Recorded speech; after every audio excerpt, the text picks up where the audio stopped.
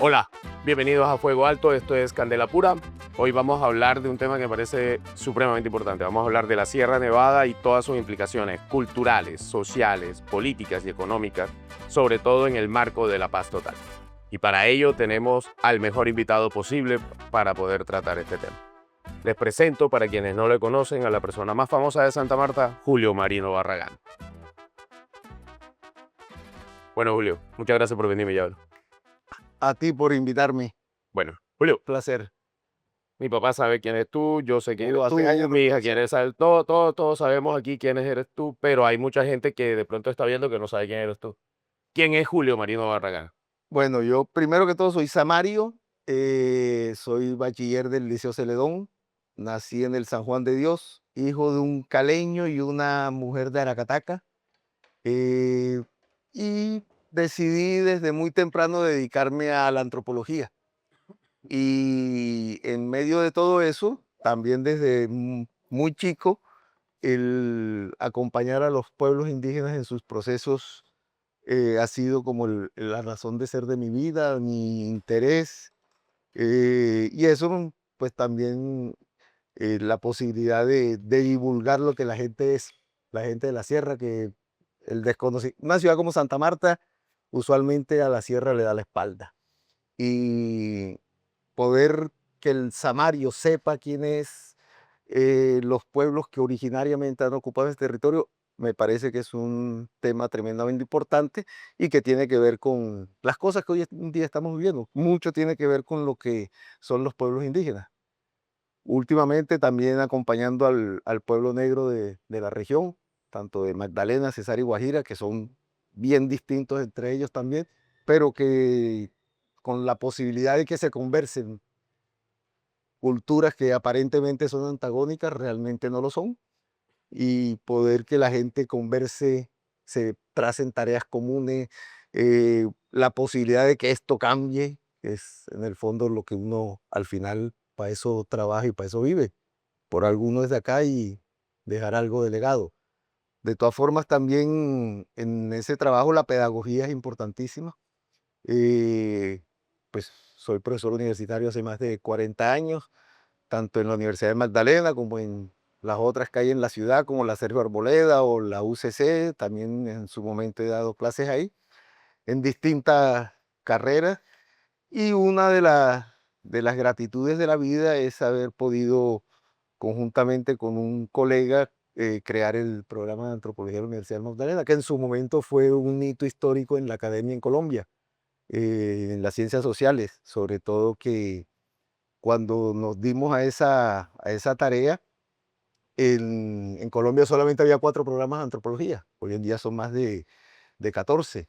Entonces nosotros rompimos desde la provincia, desde las regiones, salir del centralismo del pensamiento antropológico en Colombia, y de que nosotros mismos pudiéramos tener la posibilidad de estudiar, de conocer nuestra región, de divulgarla y de poder, desde el conocimiento antropológico, generar procesos de transformación de nuestras realidades.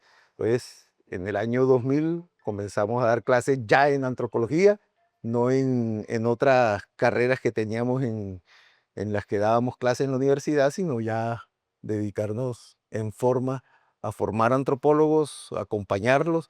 Y bueno, ya son más de casi 300 colegas formados en la universidad, que es una satisfacción muy grande que gente de acá, incluso de otras partes del país, de la región, que ven en la antropología la posibilidad de aportar a los cambios. O sea, que no es una exageración decir que tú eres uno de los fundadores de la antropología samaria y de la antropología de la sierra. Bueno, de la sierra, indudablemente hay un personaje histórico que es Gerardo Reigel Dolmatov, Ujú. un austríaco que llegó acá en la década de los 40, huyendo de la guerra, y se afinca inicialmente en Santa Marta. Crea el Instituto Etnológico del Magdalena, crea el Museo de Antropología que existió aquí en Santa Marta, y en la calle 16 con Segunda. Pero pues ya en épocas más contemporáneas, pues sí, somos las personas que hemos podido aportar y generar un pensamiento desde la región, cosa que antes no veíamos.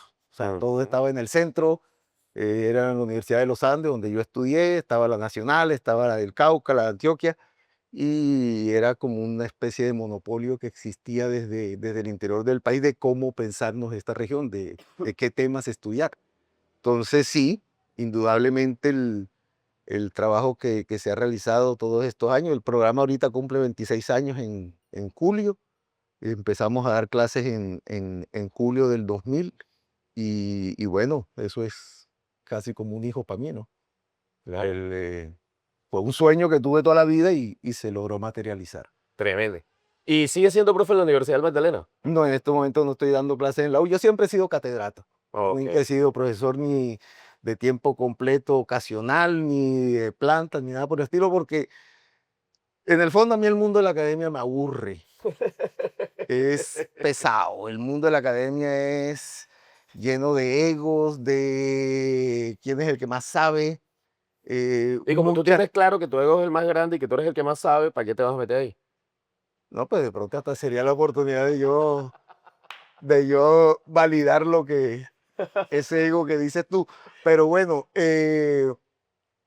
además a mí me interesa es el trabajo con la gente, acompañar los procesos de la gente, en qué es útil uno. Ujú. Y eso creo que a eso le he dedicado la vida más que a la academia. La academia es hasta cierto punto la posibilidad que me doy de las cosas que hago afuera, poderlas reflexionar.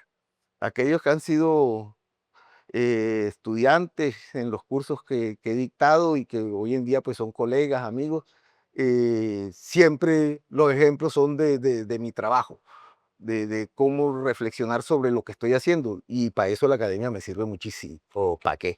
Pero ya dedicarme exclusivamente a esa vaina, encerrarme en una paredilla, el salón de clase, no. En la burbuja de la Universidad del No, no, no, Magdalena, eso no me además. da, no me da. Bueno, la universidad, ahí me tocó esa universidad cuando era la tecnológica, Universidad Tecnológica en Magdalena, donde yo daba clases en licenciatura en ciencias sociales y en Ujú. economía agrícola. Todavía no existía el programa de economía clásica que es ahora, sino que daba clases en economía agrícola y en ciencias sociales, y las clases eran usualmente en la noche, se iba la luz.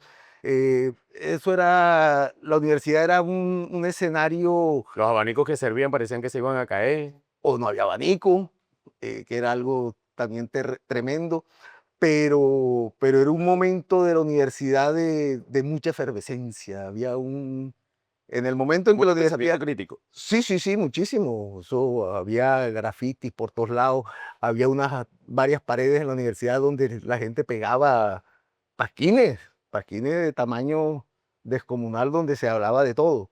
Ya después hay una transformación de la universidad, construyen una paredilla, la universidad empieza como a aislarse de su entorno y es lo que es hoy en día una universidad bonita, ¿no? Que tiene muy buenos jardines, uno es indudablemente muy bacano de que la gente tenga mejores condiciones para estudiar, pero siento una veces que toda esa disputa que se daba en esos momentos, las discusiones que había, te estoy hablando de los años 80, finales de los 80, comienzos de los 90, ya después del 2000 es indudablemente otra universidad, pero, pero de todas formas es el centro más importante que tiene la ciudad y la región para pensarse cosas. Sí, sí, Lo sí, sigue claro. siendo, lo sigue siendo. No, no cabe la más mínima duda.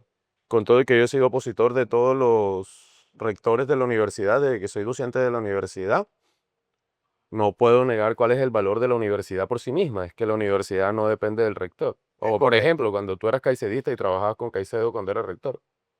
A ver, eso de que sea caicidista, bueno, yo nunca he militado en ningún partido, primero que todo. Yo no soy, si acaso soy cierrista, si me quieres poner un apellido será cierrista, pero caicedista no. Con Carlos Eduardo tuvimos una amistad al comienzo, con él llego yo, regreso a la universidad, porque yo he tenido varias temporadas en la U, voy, entro, salgo. Carlos Eduardo en su momento me buscó para que lo ayudara a montarle el programa y montar la facultad. Y recuerdo un día viajando de Bogotá para Santa Marta en el avión, nos encontramos en el avión y me muestra el registro calificado del ICFES. Y digo, bueno, listo, empezamos.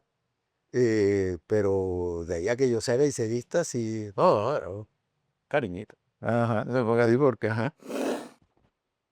Bueno, mi hermano, tú sabes que yo contigo tengo este rol de complejidad identitaria. Como te considero mi amigo, entonces te digo Julio, pero como te admiro mucho, entonces a veces te digo solo profe y lo trato de usted. Bueno, y las canas hay que respetarlas, así sean azules.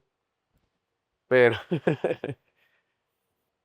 bueno, lo primero, quedamos con Julio para hablar de la sierra y estamos también conociéndolo, pero el reto más complicado que me ha puesto a mí en este programa es el plato de Julio.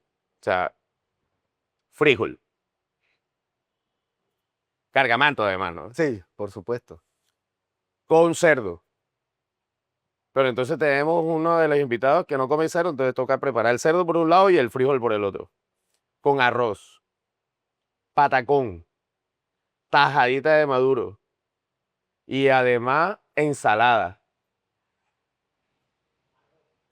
Ya dije el arroz, Sí, ¿no? O claro. sea, digo como, oye, loco, o sea, no podíamos decirnos que hiciéramos una pastica. Pero bueno, Lo criollo, lo que criollo. pasa es que el man en verdad lo que quería era corcharme. Yo le dije, no, nene, yo cocino desde peladito, fresco, que yo sé blanquear frijol y todo, tranquilo, vamos para adelante. Viejo man, hay una vaina que a mí me parece que es muy compleja, basada precisamente en lo que tú afirmabas en la presentación, y es que Samario le da la espalda a dos cosas para mí que son supremamente importantes: la Sierra Nevada y el mar. O sea, el Samario del mar le da la espalda, el Samario a la sierra le da la espalda. O sea, el Samario parece que estuviera mirando hacia las fincas de Guineo. Sí, o como con la ilusión del centralismo de que el desarrollo está hacia Bogotá, hacia la montaña de Bogotá, no hacia todo lo que nosotros tenemos de amplitud, de lo que es la sierra como corazón del mundo, de lo que es la cosmogonías que tenemos en la sierra, toda la amplitud que nos da el Caribe. No, o sea, aquí estamos muy como, aquí la gente es más de finca, ¿verdad? Es más del río Bonda que de toda la complejidad que hay alrededor del mar, la sierra y todo ese rollo. Y me gustaría alargarlo mucho más, pero te voy a pedir que en todo tu saber nos puedas hacer un resumen de lo que es la Sierra Nevada en tres momentos, en tres espacio-tiempo, si se quiere, Ajá. para que el común denominador pueda entender también como qué es la sierra. No en su Bueno, complejidad, pero bien. Me dices 3 momentos. Resumir en 3 momentos la historia de la sierra es un poco, inclusive puede ser reduccionista, pero en el fondo sí es posible. Un primer momento indudablemente es la llegada de los españoles. listo. La sierra en esos instantes, siglo XVI, cuando llegan estos personajes, estamos ahorita a puertas de los 500 años de fundación Después hablamos de eso, ¿no? hispánica, ok, de fundación Porque el culpable de toda hispánica. esa vaina es el llave tuyo, Carlos Vives. A mí me dijeron Sí, que tú sí, eras sí. llave de Carlos Vives. No, llave tampoco, pero, ajá. No, es que jugaba Eh, bolita uñita. no, nunca jamás. Eh, el- el- esa llegada de los europeos trunca un proceso que se viene dando al interior de los pueblos indígenas en la región. Ujú. Es muy probable que en ese instante existían dos ciudades, es un poco un concepto que desarrolló en su momento Reichel Dolmatov de la conformación de ciudades-estados, Ay, carajo. que serían Bonda, Ujú. Pocihueca. Bonda, arribita donde está la Bonda actual, y Pocihueca en cabeceras, nos los aclara un poco Wilfredo Padilla, en las cabeceras del río Toribio, río Córdoba, esa zona de ahí, ahí estaría la antigua Pocihueca. Pocihueca fue una ciudad que en su momento pudo albergar hasta más de 20.000 hombres en armas enfrentando a los españoles. Eso nos da a entender que era una ciudad densamente poblada. Claro. Además, tenían ciudades satélites, poblados satélites, igual Bonda. Por eso la idea de un proceso de configuración de ciudades-estados, guardadas las proporciones con lo que ocurría en la Grecia, Atenas, Esparta, cosas de ese tipo. Como una transición de cacicazgos a sociedades estatales. Ujú. En ese instante es que está ese proceso dándose aquí en Y la en ese sierra. momento es que Ahí llega. llegan los Ah, europeos, llegan los europeos y eso se trunca. Eso se trunca por la llegada de estos personajes que la historia que nos han contado, y mucho tiene que ver con su momento Ernesto Restrepo Tirado, es de que en la sierra esto fue una colonización, una llegada hasta pacífica, cosa totalmente fuera de la realidad. Aquí la ciudad bueno, no fue ciudad, era una aldea, eran 25 manes que llegaron acá de España. ¿Y Llegaron más esclavos que españoles. qué hicieron estos personajes? Que es algo que muchas veces no se cuenta de la historia inicial del siglo XVI con los europeos, y es Ujú. de que la esclavitud de indígenas fue muy fuerte, Fue muy ruda. durísima, con una Pero ven acá, agravante. no es que era una vaina toda bonita, que No, era no, un para nada. consenso, era No, un no, no, no, no, no, pacto, no, que no, los para indígenas nada, estaban felices de que para llegaran los nada. blancos. No, no, no, y sobre todo que un personaje como Bastida, eh, caracterizado por ser un estafador.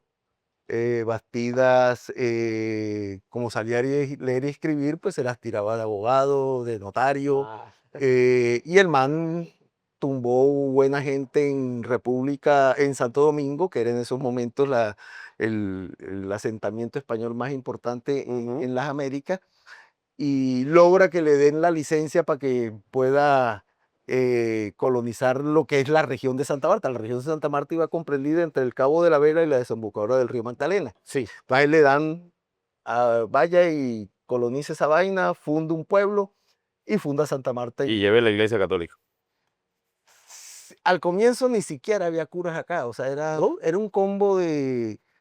A ver, yo me imagino, y creo que todos podemos obtener esa misma imagen, eh, en el siglo XVI, España está saliendo de una guerra de siglos contra los árabes, los reyes, el naciente estado de Castilla, el reino de Castilla, el reino de Aragón. Isabel no sabía leer y escribir, o sea, era gente realmente analfabeta. eh, o sea, ¿qué vienen a buscar aquí?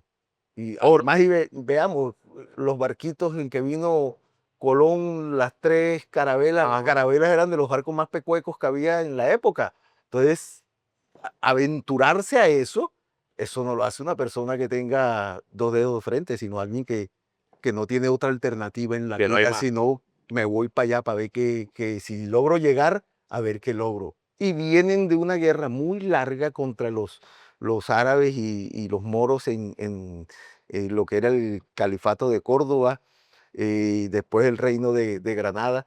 Esta gente acostumbrada a la guerra, no tenían Ujú. otra alternativa. Y la llegada acá es a partir de la rapiña, del saqueo y la esclavitud. Desde el comienzo las leyes de los reyes eran de que aquí no podía haber, no podían esclavizar indígenas. Sin embargo, estos personajes se pasaban por las fajas las mismas leyes del reino de Castilla y de Aragón, y mucho indígena de acá fue llevado a las Antillas e incluso a Europa como esclavos. Ah, carajo. Con una ventaja para ellos, era que, a diferencia de la esclavitud posterior que hay contra los negros africanos, toda la gente esclavizada que se trajo desde África, ahí sí había que pagar impuestos, era un negocio, Pero, mientras que esto de los indígenas no había que pagar ni peso, simplemente capturarlos, mandarlos y venderlos. Entonces, eso fue una de las causas principales del descenso poblacional. La demografía en la sierra en muy poco tiempo se reduce. En 70, 75 años de guerra que hubo durante todo el siglo XVI, la población desciende de manera abrumadora. Entonces, ese es un primer momento. Un segundo momento es ya, podríamos pensar, la salida de España.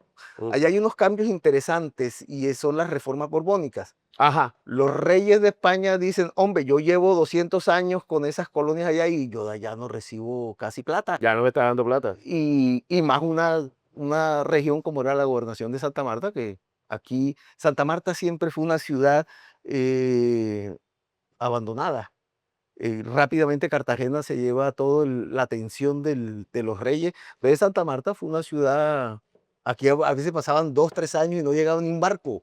Ah, carajo. La gente, yo me voy, disentería, enfermedades, no había hospitales, no había médicos. O sea, era una situación realmente dramática para los españoles que se quedaron. Al comienzo la ciudad tenía mucha vida porque llegaba mucha gente y de una corra hacia el interior a A buscar el conquistar. dorado. Exacto. Pero eso rápidamente desaparece con la fundación de Bogotá, lo que pasa con el Perú, y en esa medida Santa Marta queda en el olvido. Queda en el olvido más de 200 años. Entonces, un segundo momento podría ser ese de la reforma borbónica, donde hay un cambio de actitud de los reyes de España, donde dicen, hombre, yo necesito que de allá me llegue dinero, y se constituyen los pueblos de indios, cosa que no había ocurrido antes. Los amarios siempre se opusieron a que se crearan los pueblos de indios, cosa distinta de lo que pasaba en Bogotá, donde sí hubo pueblos de indios desde el siglo XVI. Aquí fue a finales del XVIII donde aparecen los primeros pueblos de indios, y básicamente fueron Taganga, Bonda, Gaira y Ciénaga. O sea, Me perdonarás, pero creo que es necesario que nos expliques qué son los pueblos de indios. pueblos de indios era la posibilidad que le daba las leyes del Estado colonial español a que a un grupo de indígenas tuvieran tierra, pero tributara. Ok. Que formaran parte ya del Que se Estado. reconocieran como un feudo. Como, exacto. O Entonces, sea, así como yo tengo un pero para los feudo indios era la posibilidad de tener tierra. Entonces, y se relacionaban. claro, entonces, pero ¿de quién eran las tierras? De aquellos potentados amarios, que realmente nunca fueron potentados, pero que eran los dueños de las tierras. Entonces, ahí la corona española se volvió hasta cierto punto enemigo de esta gente. Y en todo lo que fue el proceso de independencia en el siglo XIX, Santa Marta junto con Pasto fueron las únicas dos ciudades que se declararon realistas. Y tú sabes que después de Santa Marta, la que cumple 500 años es Pasto, ¿no? Sí, claro, o sea, porque ambas fueron ciudades que se enfrentaron a las tropas patriotas. Aquí a Santa Marta llegó un personaje francés que era como un corsario, un pirata más o menos, Pierre Labatut. Ujú. Y el man llegó a Santa Marta y la saqueó. Y quienes le opusieron resistencia fueron los indios, sobre todo de Mamatoco, encabezados por un personaje, el cacique Antonio Núñez de Mamatoco, y lo expulsó. Entonces, los indios se volvieron en la real resistencia, porque para los indígenas decía, hombre, si el man que está favoreciendo la independencia fue el mismo que era el dueño de la tierra, que ahorita yo la tengo en propiedad, ese man me la va a quitar. Entonces, Claro. entonces los indígenas, hombre, yo prefiero ser realista de un rey que jamás voy a ver, me Y enfrento que, a esto. pero que me da un lugar, ¿no? Sí, Y es que es lo mismo que pasa precisamente con Pasto, ya que tocas el tema, porque es que el indio tenía una relación con España con un cierto nivel de respeto, o sea, como dame la tierra, yo produzco, yo te pago, antes de tener aquí a unos criollos que son unos vividores que quieren rentar sí, esa naciente burguesía que sigue existiendo en la ciudad. y Son los mismos. que sigue pensando más o menos en la misma forma, como, Son los como mismos. rento, Sí, no ha yo lo cambiado rento, mucho esto. ¿cierto? En vez de cómo produzco. Exacto. Entonces, ese es un segundo momento que creo que es muy importante. Hay un tercer momento que ya es en el siglo XX, que serían como dos cosas ocurren ahí. Una es la violencia que se genera en Colombia en la década de los 40 y los 50. Eso hace que mucha gente del interior del país vea en la sierra la posibilidad de poder seguir viviendo. Entonces hay un proceso de colonización campesina, gente de los Santanderes, del Tolima, de Cundinamarca, hasta gente del norte del valle, y eso va a ser importante en lo que va a ocurrir después, Ujú. que llegan y ocupan el territorio. Es la época de la huaquería, es la época de la aparición del café. Bueno, el café es anterior, pero se consolidan los cultivos de café, etcétera, y un modelo campesino de ocupación del territorio. Eso hace que los indígenas retrocedan una vez más, pero eso lo podemos amarrar con lo que viene después como ese tercer momento, y es la Constitución del 91. Y Ok. ahí la sierra fue muy importante. ¿Sí? Sí, yo ¿Por qué? recuerdo, yo vivía en esta calle, aquí en la calle 17 con Quinta, ahí vivía yo, en un tercer piso. Y Yo ahí, voy escuchando, pero tengo que poner ya el... dale. Sí, porque yo tengo hambre. ¿Para qué pides platos tan complicados? No, ¿cuál complicado? Eso es criollito. Oh, que Eh, lo que sea criollo. No le... complicado el que te pidió Eliana el otro día, el pasta, yo no sé qué joda, una vaina rarísima. No. Entonces, Eliana, ahí solo en ese cariño. apartamento que quedaba aquí abajito, a 2 cuadras de aquí donde estamos, yo vivía en un tercer piso, y ahí llegaba como cada 2 meses el taita Lorenzo Muelas. Ajá. En algún momento llegó Falborda, o sea, constituyente. O sea, tú conociste a Falborda. Sí, ahí y en mi casa, o sea, ahí lo atendí O sea, y le brindé cerveza. Ahí se reunían, incluso nosotros que hacíamos, O sea, le digo que hable sin falsa modestia y el man me dice como, sí, llegó un tal Falborda a mi casa y sí, yo le di una cerveza. era un personaje, Le enseñé un obvio. par de cosas al viejo ese. No, o sea, vea, Orlando es de los personajes más sencillos. Orlando, le dice Orlando. Ese es un personaje tremendamente sencillo. Orlando era una persona, o sea, nunca fue pretencioso de nada. Nosotros, ¿qué hacíamos en su momento? Conjuntamente con Ramón Gil, Adalberto Villafaña, Arregocés Conchacala, Juanma Matacán, que eran las figuras indígenas de acá de la región. Ajá. Nos sentábamos con el Taita Lorenzo, en su momento alguna vez vino Orlando Falborda, y nos sentábamos en el Parque Tayrona, allá con el finado Ariel Martínez. Ah, O sea, lo que yo sé de la sierra se lo debo a Ariel. no. O sea, Ariel fue un gran maestro, Tela. tenía una gran dificultad y es que detestaba escribir, pero un gran conversador. Entonces, con Ariel, él nos alquilaba, nos prestaba los ecoapps. Los ecoapps. Entonces, allá nos sentábamos a hablar carreta. Ellos nos contaban cómo iba la constituyente, qué cosas se estaban pensando. Entonces, todo lo que tiene que ver con, por ejemplo, con la GETIS, artículos como el artículo 7 de la Constitución, todo lo que tiene que ver con de educación propia, en fin, una serie de artículos que hacen el reconocimiento de los pueblos étnicos en Colombia. Muchas de esas cosas se conversaban acá y ellos venían a consultarle a los mamos y bueno, ¿cómo le hacemos y tal? Entonces, ese es un momento muy importante porque posiciona a lo indígena y posiciona a lo de la sierra, así sea por debajo del puente. Subrepticiamente. Sí, subrepticiamente, pero muchas de esas cosas se discutieron aquí. Ok. Entonces es un momento muy importante Y en porque, gran medida eso lo ayudó a Ariel, ¿no? claro, Ariel, Ariel era un Ariel monstruo. era un monstruo. Oye, no se le reconoce lo suficiente a Ariel. Para nada, tiene un problema Ariel y es que él es cartagenero, era cartagenero. No, Y pero Santa ese Marta man. nunca le perdonó. No. Ni que fuera barranquillero. Sí, ni que fuera barranquero, pero O sea, no. además Ariel es de la primera generación de ingenieros agrónomos egresados de la Universidad de Magdalena. No, Es no, la no. primera generación de profesionales que saca la Universidad Tecnológica de Tuve la Magdalena. oportunidad de conocer a ese señor. No, Ariel era además un gran conversador, un gran fumador, eso lo mató. Sí, yo Ariel muere de estaba empezando a fumar yo cuando lo conocí y nos acabamos un paquete de cigarros. Sí, ese era Esa disposición 2 y de 3 él paquetes de Marlboro al día. enseñarle a uno, yo siendo, No, era el hombre más cagado. generoso, el hombre más generoso que he visto yo en mi vida. Es una cosa impresionante. Lo vi 3 veces en mi vida. Yo solo No, yo tengo con el Ariel momento incluso grato. hubo un momento en que uno de mis trabajos después que me gradué fue ser el coordinador del Parque Arqueológico Teyuna. Imagínate. Y Ariel cuando se enteró de, "Oh, Julio, ven, siéntate en este escritorio", me abrió un escritorio, me abrió un espacio y me dio una oficina. Entonces, yo bebí de Ariel por años, ahí sentado todos los días.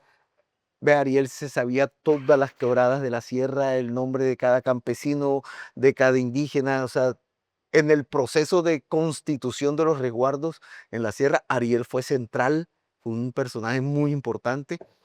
Aquí hay varios personajes en nuestra historia que son relevantes y que no son reconocidos. Manuel Linero Creus, era director del INCORA.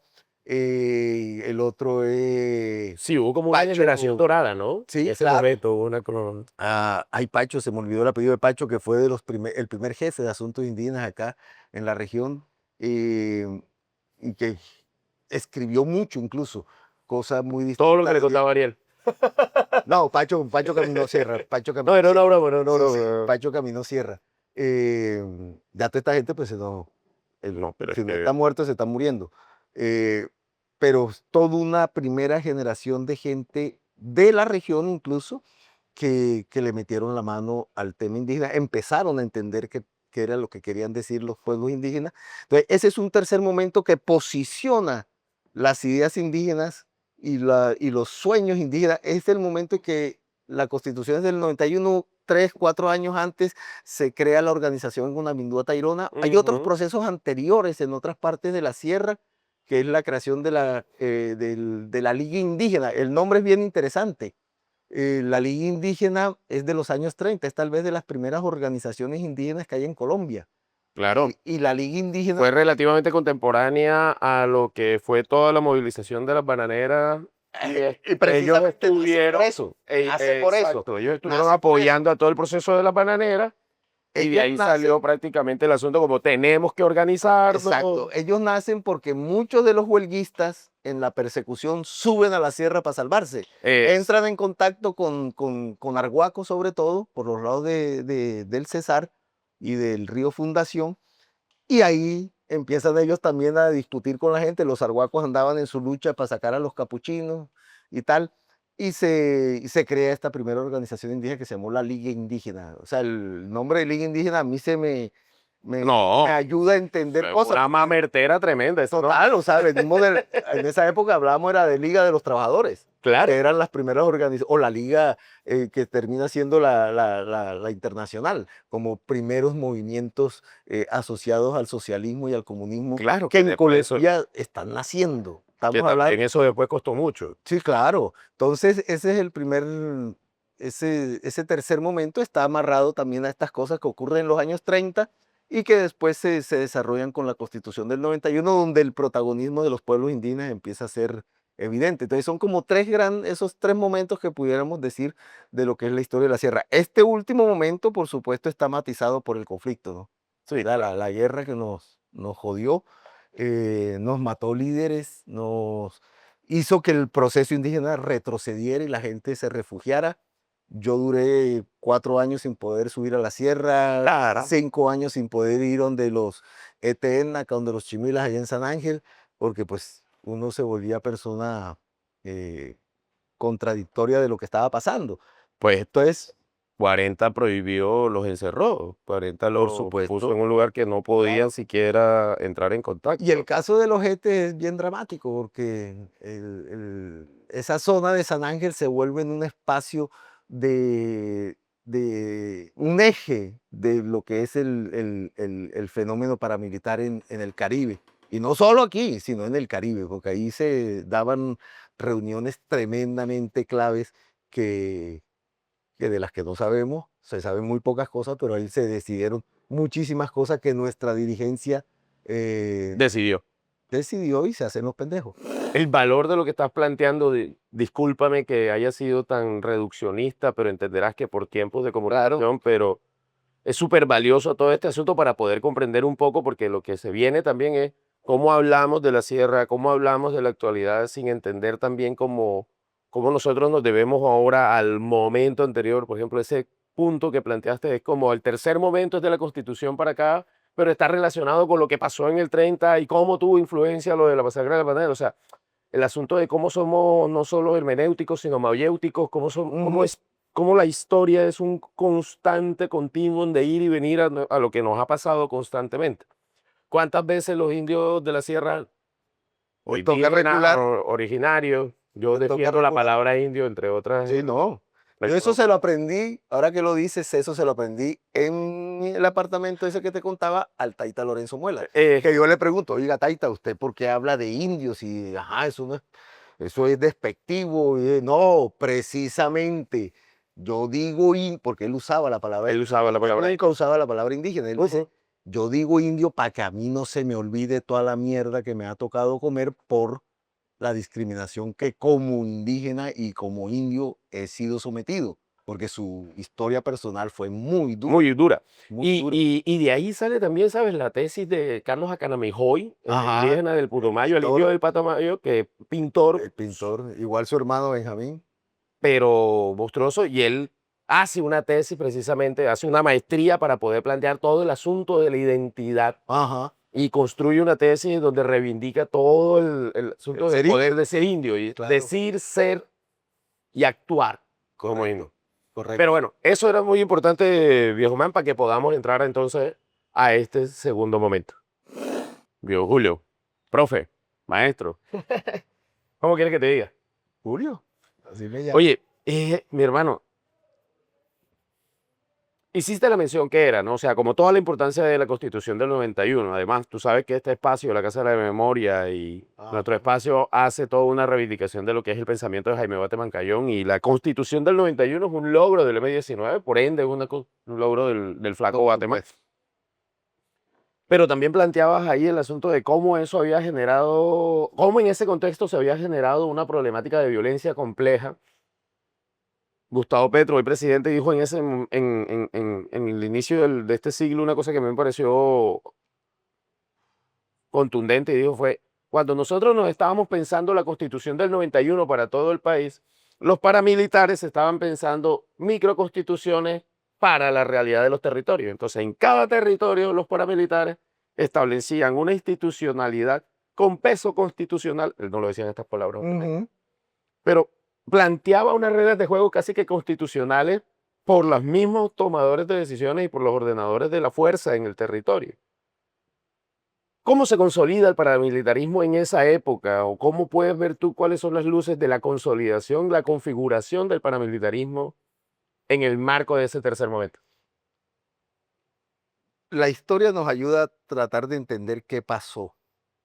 Eh, Veíamos que ese primer momento de la sierra, de la llegada de los españoles, de los europeos, la fundación hispánica de la ciudad, fue basada en la violencia, Ujú, en la expropiación, en la expoliación y en la negación de la existencia del otro.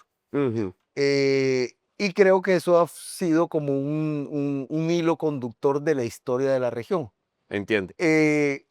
La Constitución del 91 pone sobre la mesa una serie de derechos y una serie de actores que históricamente habían sido olvidados o habían sido ocultados o han sido perseguidos. Y en la Constitución nos permite hablar de temas que históricamente en el país habían sido vedados. Por ejemplo, el derecho de la identidad. Eso es un tema Ujú, relevante. Hay un hecho interesante que es exclusivo de Colombia. Cuando se hace la Constitución de 1991, 1 o 2 meses antes, el congresito ese que había aprueba el convenio 169 del año 89 de la OIT, mm, que es la OIT, por cuestiones de la vida, es la Organización Internacional del Trabajo, que es un organismo de Naciones Unidas o está adscrito a Naciones Unidas, aunque es bastante independiente. En ese escenario era donde se discutían los temas indígenas. ¿Por qué? Eran las migraciones y tal. Bien curioso. Porque la OIT surge de la Primera Guerra Mundial, la ONU Correcto. surge de la Segunda Guerra Mundial. Exacto. En la OIT sale el consenso de Ajá. todos los actores de la guerra al decir, sí hay unos problemas que la clase reconoce un lugar de clase, y es que hay una élite, una clase alta que tiene un poder, Ajá. y entonces dice, necesitamos una expresión de trabajadores, una de empresarios y otra de Estado, donde articulemos y evitemos toda esta cantidad de problemas que nos pueden dar al origen de una guerra como la Primera Guerra Ajá. Mundial. Ajá. Pero ¿quiénes son los trabajadores? Ajá. Ajá. Indios, Exacto. negros. Proletariado no es una clase en los términos clásicos de lo que se De la clase plantea social. Marx en Europa. O sea, no, en la OIT hay una expresión de que, bueno, ¿cuáles son las condiciones?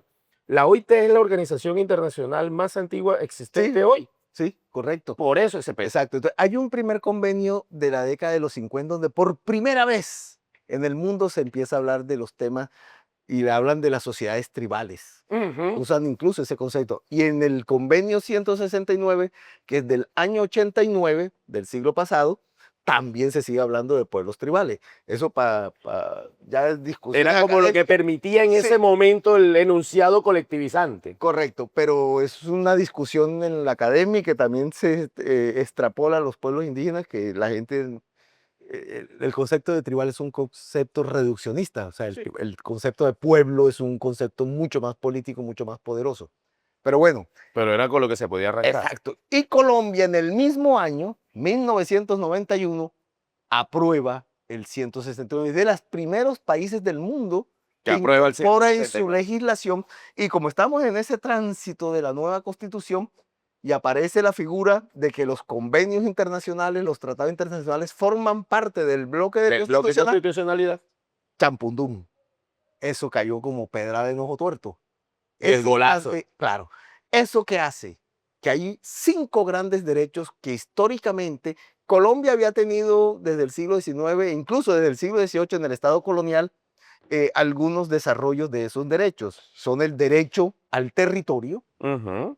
el derecho a la Tú estás autonomía adicta. política, perfecto, me parece muy bueno, el derecho a la identidad cultural, el derecho al desarrollo propio, cosas que ya en Colombia más o menos estaban, sino que aquí se ponen explícitas y en concreto.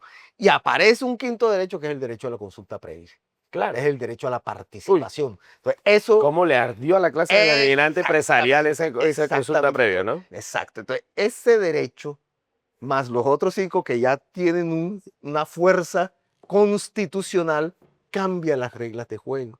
Entonces, ¿qué ocurre a partir de eso? Hay una reacción. Esa reacción que en el caso concreto de la región se evidencia una vez más a partir de la violencia. Yo tengo una tesis que tocará, bueno, no sé En el doctorado alguna vez. sí, ¿no? Y si hay interés de corroborarlo o no. Y es en el sentido de que el primer proceso de ordenamiento territorial organizado que hubo en Colombia después, y en el Caribe y en nuestra región, después de lo que pasó en el siglo XVI, es a partir de las reformas borbónicas que el Ujú. Estado español dice, hombre, yo necesito que esa gente me tribute. Había un problema, sobre todo en la gobernación de Santa Marta, y eran los chimilas. Los chimilas, Por peleonero. por peleoneros, vivían en una zona selvática, ya esas selvas no existen, fueron deforestadas, y los chimilas impedían la comunicación, impidieron que el territorio gobernado y controlado por la gobernación de Santa Marta y por la ciudad de Santa Marta sobre el resto de lo que era la gobernación no fuera posible. Ujú. Solamente había Riohacha a medias, Tenerife más o menos, Valledupar, Valencia de Jesús ahí más o menos, y Ocaña, que era la que mejorcito estaba, porque Santa Marta rodeada de indios, el resto, o sea, esa posibilidad de que la gobernación se consolidara un estado era prácticamente imposible. Entonces, ¿qué hace el Estado español? Algo que históricamente se sigue perpetuando en nuestro país, incluso aún más en nuestra región, la privatización del Estado. Entiendo. Entonces, qué hace el Estado? Le dice a un señor, José Fernando de Mier y Guerra, y le da un título, maestre de campo. José Fernando de Mier y Guerra era de los hombres más ricos, era momposino. Vamos, pues. Y eso para Santa Marta fue una cachetada. O sea, que un momposino Claro. venga, un cartagenero venga a meterse en nuestras tierras. Más sin embargo, al mal le dieron carta blanca. ¿Qué hizo José Fernando de Mier y Guerra en el siglo XVIII? Va a las zonas pobres, sobre todo en Cartagena. Cartagena era una ciudad, era tal vez era la ciudad Era la ciudad. más importante del virreinato. Y le dice a la gente, hombre, yo a ti te doy eh, tantas semillas, te doy este arcabuz y pólvora, te doy un toro y 10 cabezas de ganado, y te doy 30 hectáreas de tierra. Vete a tal pueblo que yo fundé, y ahí es cuando empieza la fundación de todos los pueblos de la margen derecha del río Magdalena. Sitio Nuevo, Remolino, Pedraza, Plato, ya existía Tenerife, hasta llegar a la Gloria Cesar. Todos esos pueblos, que tú los ves, empiezan a fundarse entre 1750 y 1780 más o menos. Todos tienen esas fundaciones. Así se fundó Macondo. Exacto. Entonces, ¿qué hace? Pero mira, para volver al Ajá. asunto de Macondo, o sea, yo sé que lo que quieres aterrizar es cómo todo eso es el sustrato de cómo llegamos a este momento Exacto. de violencia, Claro, entonces, de esa ¿qué hace configuración paramilitar. ese ordenamiento de territorio que hace José Fernando de Mier y Guerra? Es controlar a los chimilas, Ok, que los manes pierdan poder. Y funda un pueblo arriba en la sierra que es San Sebastián de Rábago, hoy que lo conocemos como Abusimaque, para eso cortar las alianzas entre arhuacos y chimilas. De esa que, manera, o sea, los pueblos talanqueras no son un invento nuevo. no, no, para nada, por allá es que voy, precisamente acabas de dar en el clavo. Esa estrategia el paramilitarismo la reproduce 250 años después, Después. casi 300 años después. Yo recuerdo que aquí llegó mucha gente de Córdoba, Mm. llegaban a la sierra, en las cuencas aquí, en la zona de Santa Marta, y venían, te doy tantas 3 libras de semillas de coca, te doy armas y tal, y métete en esa tierra, haz la tuya, defiende el aplomo, me siembras coca y Que yo esa coca respondo. yo te la compro. Pero alcanzar la paz, a veces la gente lo asocia exclusivamente a temas del desarme. No, ese es el primer camino, el primer paso que uno da en un camino hacia la paz es desarmémonos. Mira, yo te digo, Pero de ahí en adelante es la necesidad de transformar las condiciones que han generado la existencia del conflicto. Hay condiciones que son incluso hasta metafísicas. O sea, hay gente que en su cabeza tiene que lo pues si único estás hablando con los indios, tienen que hablar en condiciones que para lo que nosotros somos occidentales son metafísicas. sí, pero incluso para aquellos que no ni siquiera saben que están hablando de metafísica por su ignorancia, también actúan en esa medida porque tienen una visión de mundo tan reducida que ven en la violencia la única alternativa para poder existir ¿Entiendes? y poder mantenerse en esos privilegios que históricamente han tenido. Eso en estos momentos son las preguntas que tenemos. Bueno, ¿cómo estamos concibiendo la paz en un territorio como el nuestro? Porque es que no podemos hablar con un solo actor armado. No. Porque acá aquí no hay uno solo, aquí hay varios. Hay unas condiciones generadas por factores económicos. Sabemos que el narcotráfico es tremendamente importante en la región, tremendamente. Así aquí no produzcamos ni un gramo de perico. No, ya formas. somos en un supply chain, en el supply chain nosotros somos bodegaje, Es correcto. embalaje, Claro, exportación. las caletas en el Tayrona, etcétera, etcétera. Y así es que se ha movido, es el rol que ha cumplido nuestra región, nuestra ciudad en este negocio tan importante para entender Colombia en estos últimos 30 años. En esa medida, si nosotros no tenemos claridad, y es algo que hablábamos hace un rato con Eliana, o sea, la sociedad civil, ¿qué carajos está teniendo de participación en esta discusión? Porque es que esto es una discusión, la paz no es dos actores armados allá, vamos a ver cómo resolvemos el chico. No, porque ese ha sido el error histórico que hemos cometido como país, de que nada más nos ponemos a hablar entre los que tienen las armas, aunque sí, Aunque yo la paz la hago es con quienes me estoy dando bojo. Y por eso a mí me pareció tan importante que en su momento en el gobierno de Santos participaran los militares, porque siempre el país excluyó a los militares en la discusión de construir paz. no, es que era necesario, porque ellos eran los que se que- estaban dando balas. Ellos son los que se dan plomo, o sea, yo no voy a hacer la paz con los que no se dan plomo, sino con los que tienen los privilegios. Pues, ahí estoy negociando otras cosas, no estoy negociando realmente la paz. Entonces, este instante es preocupante, aunque es esperanzador. Preocupante porque no sabemos. O sea, yo te lo digo, Stalin, Cuéntamelo todo. yo no. ¿Quiénes están hablando? ¿Con quiénes están hablando? Yo no sé. Que los pueblos, las autoridades indígenas, las autoridades afro están siendo consultadas, les preguntan ustedes qué opinan de la paz, con quiénes la hacemos, en fin, tantas preguntas que hay al respecto que van más allá de la simple identificación de unos actores, yo te reconozco, vamos a ver cómo negociamos tu participación política. O sea, se está reduciendo a eso, es una preocupación No, que uno tiene. yo O esto realmente es una vaina de territorio, de concebir un modelo, porque es que lo que está en discusión en cualquier guerra es cómo manejo yo el espacio, cómo manejo yo un territorio. Y eso implica que las visiones de territorio que yo tengo sobre ese espacio. Entonces, si yo pongo sobre la mesa una cosa como decreto 1500, línea negra, resolución 0837 del 95 de línea negra y tal, che, eso es un modelo de desarrollo que yo pongo sobre la mesa y discutámoslo. Región. ¿Y qué hizo la región? Ella pone una demanda. Claro. A mí esa vaina me pareció ridícula. Cuando los pueblos indígenas están proponiendo, hablemos. Y la reacción del otro es la histórica. Desde el siglo XVI sigo negando a la gente.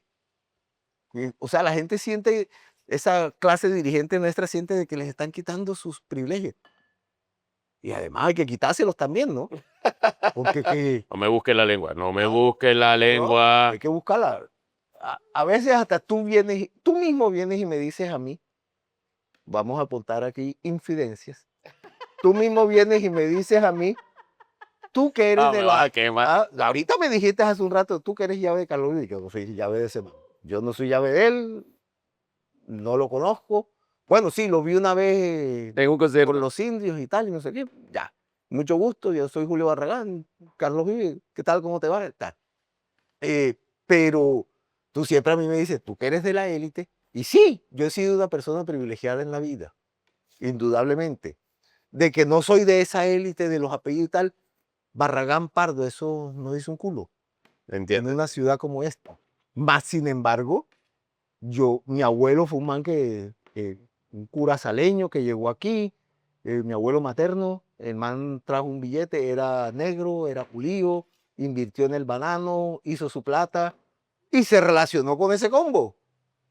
Y ese combo reconoce a miembros de mi familia, no necesariamente a mí porque mis decisiones fueron otras. El que yo haya decidido a los 10 años estudiar en el Liceo Celedón, eso fue un exabrupto en mi familia, pero Miércoles, qué rollo. sí, claro. Porque quieres Eso, ser hippie. claro, eso tocó me tocó convocar una reunión familiar porque yo quería estudiar ahí, yo no quería estudiar en el San Luis Beltrán como toda mi familia. Yo no quería formar parte de ese combo. Pero de todas formas, conociendo uno mínimamente cómo se ha movido nuestra élite, que vea, hermano, un problema grave de la élite samaria es la ignorancia. ¿Sí? ¿Por Uno qué? que mínimamente los conoce, esta es una primera generación de pelados de esa élite que se forman en una universidad. Ah, carajo. ¿Sabe Dios? No, mentira, sí Yo lo sabía, nací- sino que me hago el pendejo. Yo nací con billetes, entonces yo ¿para qué voy a estudiar? Yo necesito estudiar. O sea, ya Yo soy con eso, millonario, ¿yo para qué trabajo? exacto, entonces ya uno con eso dice, uy, ¿cómo? O sea, el nivel de discusión es pobre. Y eso es es la discusión que tenemos ahora en la ciudad con respecto a los 500 años de la fundación. De que es una discusión en el fondo hasta pobre, o sea, hasta ridícula. O sea, yo cómo voy a tapar con el dedo el sol de semejante exabrupto que fue la conquista europea. Y lo que se me ocurre es ir a España a que venga la infanta el 29 de julio. Hombre, sea serio. O sea, cuando lo que te digo son discusiones mucho más profundas. Me alegra que lo digas tú, marica, porque si lo digo yo siempre es el hijueputa coleto ese jodiendo que no, nada le gusta, todo le llena y nada le huele. No es que hablando de eso de coleto, mi mamá en algún momento viene y me dice, no, viene mi mamá y me dice, No, pero la mamá no era coleta, que el coleto era él. no, Y pero le dijo las la mamá. pintas de mi mamá eran bien estrafalarias. Mi mamá tenía pintas bien estrafalarias. Pero mi mamá viene un día y me dice, ella le gustaba jugar cartas. No Ajá. tenía un combo de señoras donde se... Y leía carta también. No, mi mamá no, nada de eso. Entonces jugaban cartas y tal. Y un día viene y me dice, no joda, estoy aburrida. Bueno, mi mamá nunca dijo no joda, pero estoy aburrida.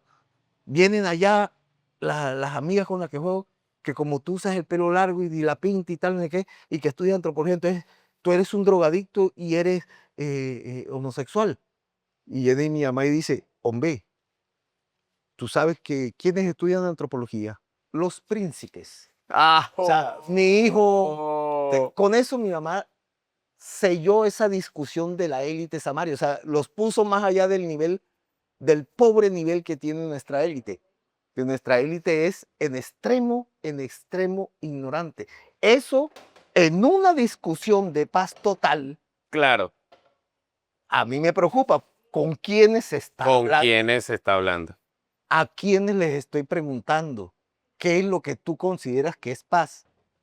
Eliana decía hace un rato, la sociedad civil no dice nada o ni siquiera le han consultado y la sociedad civil le da miedo de opinar porque, ajá, estamos en un Pero es que mira, escenario miércoles en el que que nos está estamos. dando miedo de que volvamos a 20 años atrás. Pero es que mira el miércolero en el que estamos. Claro, la matación. O sea, la maluca. salió una vaina y dijo, vamos a volver a la limpieza. Después salió otra y Claro, dijo, o sea, estos días está la ah, vaina pesada. mataron a un italiano y lo descuartizaron. Claro, esas vainas no se veían aquí hace rato. O sea, cada fin de semana son 3, 4 muertos. O sea, esa vaina que O es. sea, ya esta vaina Se salió de Madrid. Se salió de madre y también uno se pregunta, bueno, ¿y cuál es la relación de poder acá? O sea, ¿para qué tenemos un gobierno?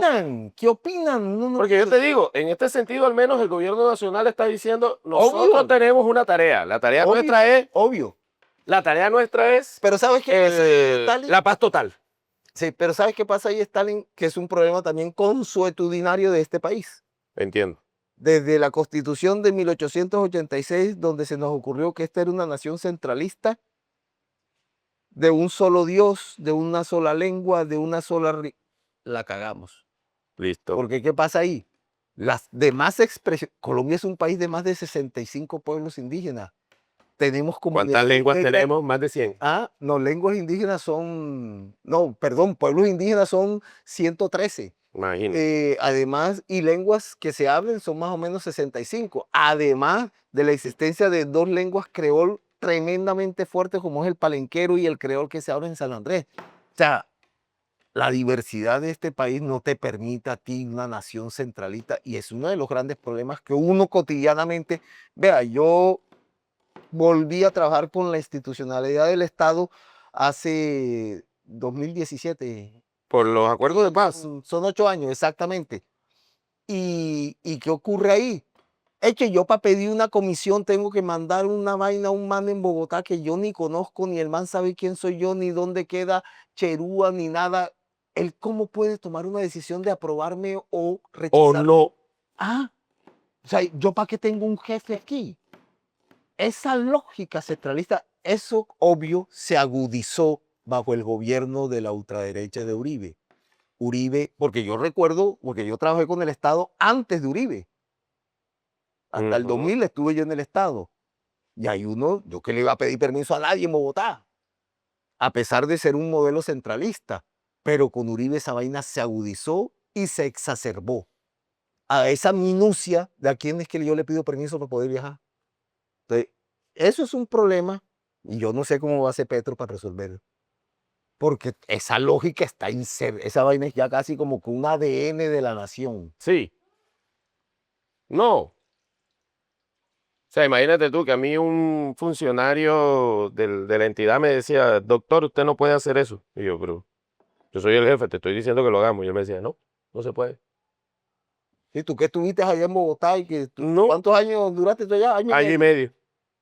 Debió ser una tortura. No joda, no joda. Uno aquí se la vacila. No joda. Uno aquí se la vacila.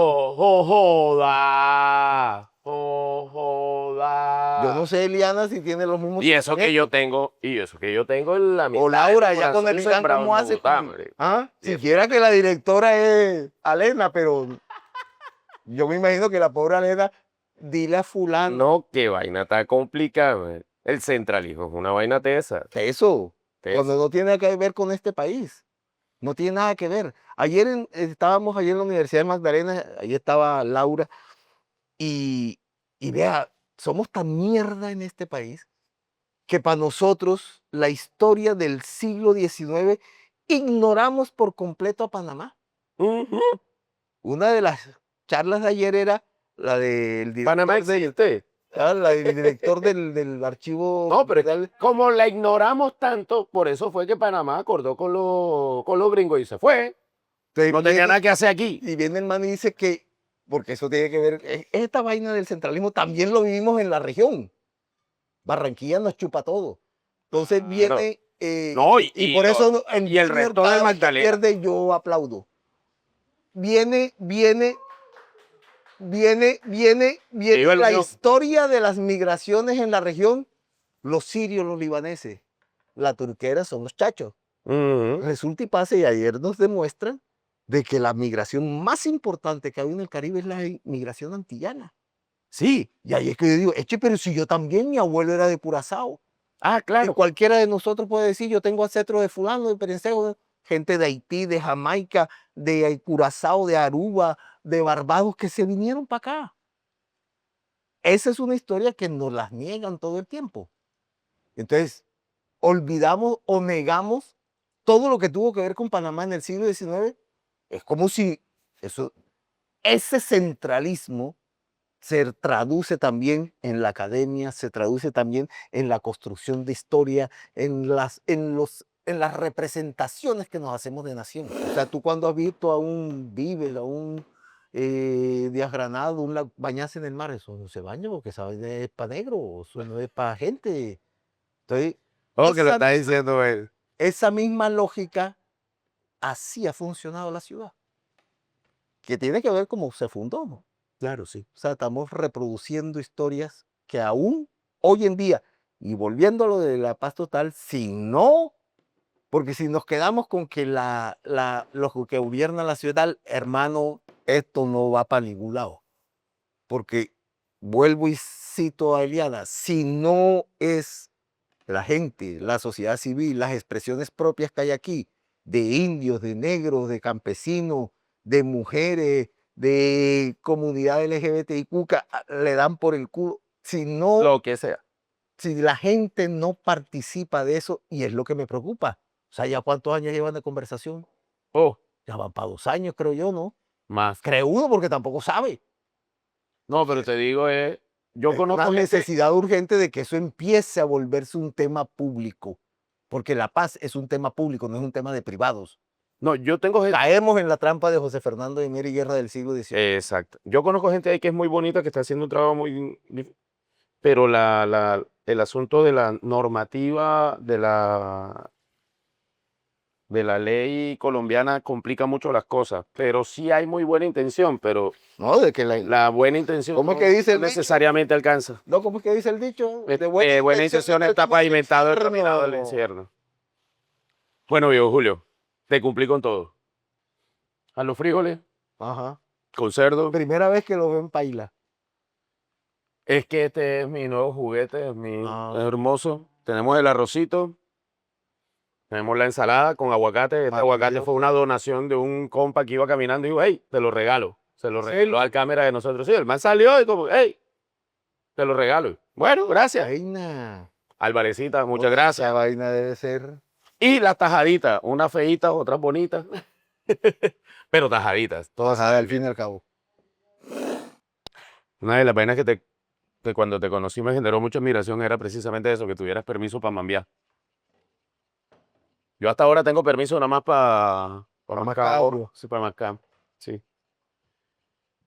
Pero el que tuvieras permiso de los mayores para que pudiera. ¿Es que el cuento? Joda, sí. Sí. Aunque el producción se empute, échame ese cuento. Bueno. Mientras tanto, voy a ir haciendo el montaje. Yo empiezo a trabajar en la sierra, eso fue año 87. Ajá. Y yo me había casado en el 85 con Leila, la mamá de Federico.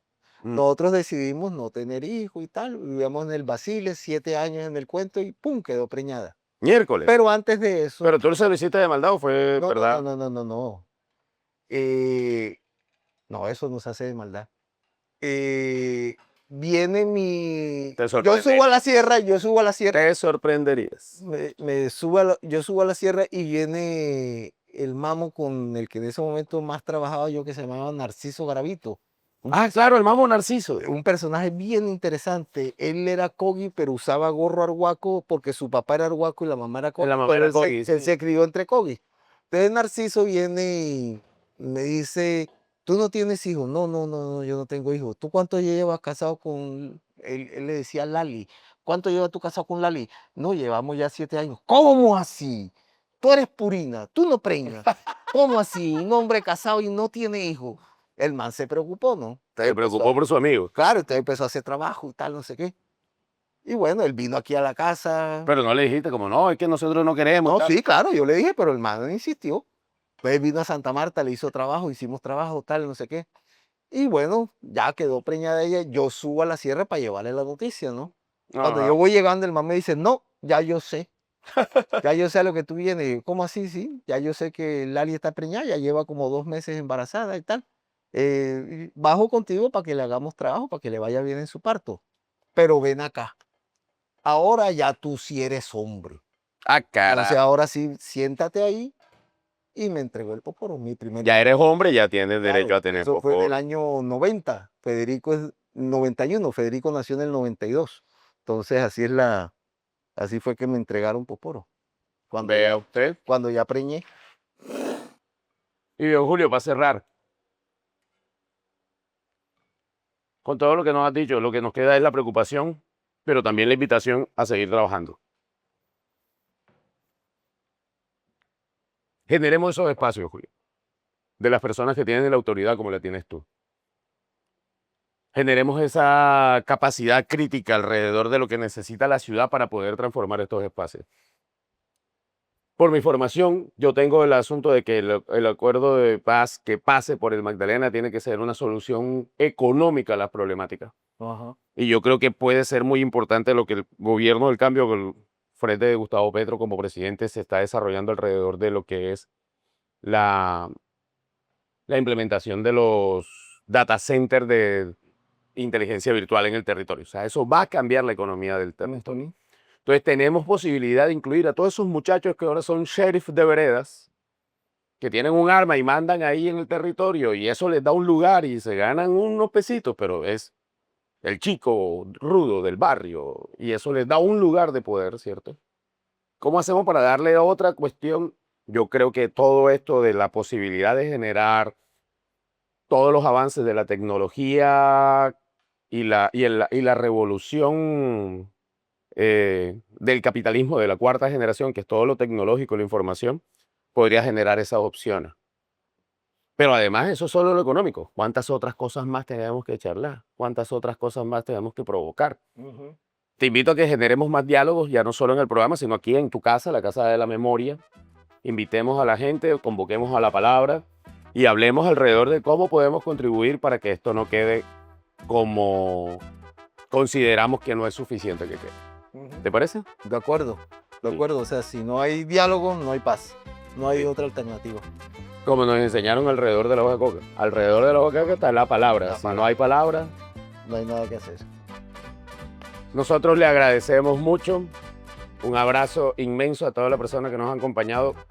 Por favor, síganos en todas nuestras redes y sigan al maestro Julio Marino, una de las personas más brillantes que ha parido esta tierra. Y más humildes, como ustedes se acaban de dar cuenta. En privado es más arrogante. Un abrazo. Gracias, Yoyo. A ti, papá.